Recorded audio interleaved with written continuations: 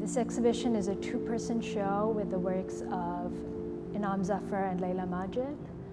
Laila Majid lives in London, Inaam Zafar lives in Lahore. Inaam is primarily a painter. Laila is primarily a sculptor and a photographer. The concept of the show emerged at the same time as the decision to include these two artists together, because although their practices diverge in many ways, they do have shared affinities. And one of these shared affinities is that they are always looking quite closely at this idea of the body, the evasive body.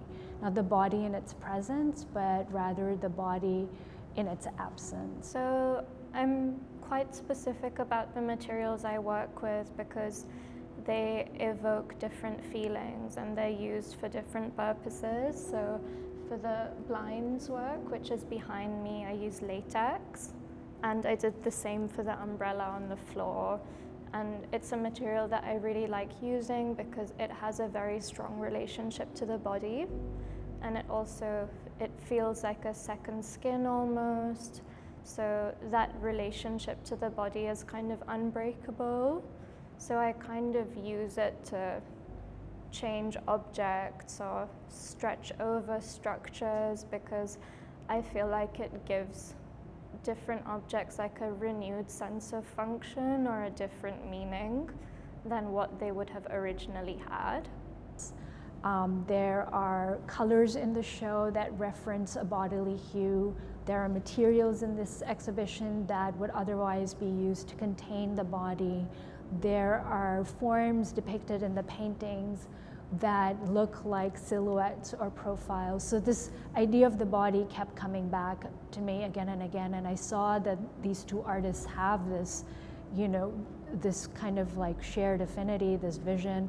So I started putting their work side by side, and then I saw that, this could be a very interesting exhibition. I have always been interested into the materiality of paint itself and how there is this limitless possibility of creating artwork and paintings in particular from really handful pigments and materials. Especially when we look into the old masters' work, there had not been the advent of a lot of the modern day materials, but they were producing such sizable body of work, and they had their own vernacular and own understanding of the material, that there was something to take that from. So from very early on, I was interested into the recipes, into the formulas that that made me investigate more into the material quality of paint itself.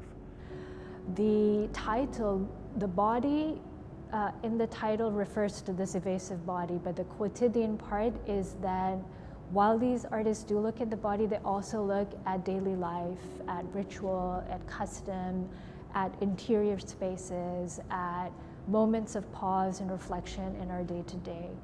So what is quotidian? Quotidian means the banal or the mundane, but what you have here is a collection of paintings, sculptures, and photographs that kind of flicker between the everyday and the surreal, the sort of banal and the fantastic. I think with things like the photographs or the print works, I feel like they have quite a standard, or like it feels like quite like a normal start and finish to the process, whether it's taking the photograph, deciding how it's printed, printing it, getting it framed. So it feels like that feels like quite a set process for me, but I think for the sculptural work, it can be very intuitive. Also, I think sometimes even when something's done, or that I think it's finished, the materials kind of keep on changing as the work is installed, as the work is exhibited. So for example, with the latex works, because it's a material that is really sensitive to light, it will literally change as the show goes on. The colors will change, the marks on the surface will change. So I feel like even though the works themselves are finished, there's a sense that they change beyond that, or they kind of have a lifespan of their own in some way? So we have different kinds of works here of different scales. There is, for example, a painting by Inaam Zafar called Mourners.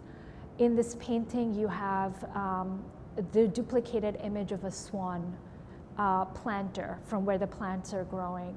But the title of the painting is Mourners. So why Mourners? It's because the shape of the neck of the swan looks like someone who is grieving. There is a work by Laila Majid outside in the courtyard called Dressing for Pleasure 3, which is a broken umbrella made of resin with concrete finish, and it's an active bird bath. So there will be water placed in this bird bath, and it is to provide water for the Sharjah birds for the duration of this exhibition. One of the major areas of my practice start from image. I look at other images, and mostly for me an image makes sense when it is physical and I can hold it in my hand. So even if I find of course there is a photographic reference in my work that you see, but that photographs does not come digitally to me always. Like I cut out a lot of pictures from old magazine past. So I have physical folders in which even if I take a photograph from my phone, I print it, and if I don't like the print, I scan it, digitally manipulate it, and print it again, unless or until I have an image which is lived in a way before it makes into the painting. So and sometimes I paint from the images that are quite stale, like they are with me for up to 10 to 12 years, and then I attempt working from them. So if I have to, for instance, go back and think about doing a work, I'll open my physical folders and go through the images and see where I am today, if there is something that resonates. But of course, an image can propose itself at any point in time. So if I like something here, I'll photograph it and I'll keep it, I'll print it, and it will go through the process, and I'll place it in the folder, and I'll note down important information to archive it for myself. I think I always try and think about openness, or like the right balance between giving enough away in an image without giving too much away, or showing something but at the same time kind of holding back a bit. Because I think with my work it like really requires this kind of emptiness to happen, or to be there in order for it to change when people see it. So I think it's really about having that quite delicate balance between deciding how much is seen and how much isn't there. So I think there's like this element of speculation at play. I think with the surfaces, I'm always trying to think of materials or textures or surfaces that feel quite fluid. So there's this idea that they might change, or they might transform, or they might be flexible in terms of the ideas that they hold or the feelings that they generate for people experiencing the work. So there is another thing I do. I think I very ferociously edit my works. Sometimes I attempt same painting on 3-4 different sizes, and some of them are watercolor studies. Sometimes I do the charcoal sketching. There are works on paper as well. But in this exhibition, I'm showing oil on canvas, almost all of the works that I'm showing. But I do a lot of preparatory sketches and then see if there is a certain size that speaks to the quality of the image that it is painted from. Like if it holds that emotion in that particular size. For instance, some images tend to be more intimate, like you would want one person to go close, physically close, to look at them.